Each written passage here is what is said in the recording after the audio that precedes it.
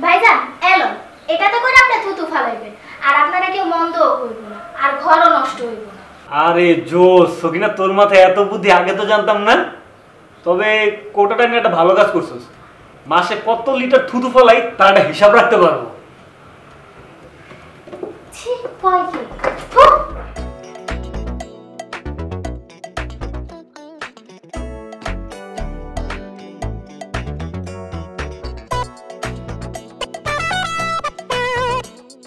Symptom যা শুনলাম, আমার ডাক্তারি জীবনে আমি এমন রোগী পাইনি। আমার মনে হয় ওর মানসিক সমস্যা আছে। আরে না না, মানসিক সমস্যা না, আসলে একটু বোকা টাইপের তো, কথা একটু কম বোঝে। ও তাই তাই সঙ্গে রুগী নিয়ে আসলেন না কেন?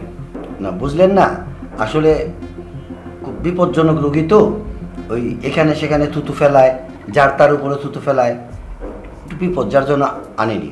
না আসলে ঘটনা হয়েছে কি, রোগীটা একটু বিপজ্জনক তো, ওই যার তার উপরে থুতু ফেলে, যেখানে সেখানে থুতু ফেলে, ওকে সহজে বাইরে আনা যায় না। ও তাই তো।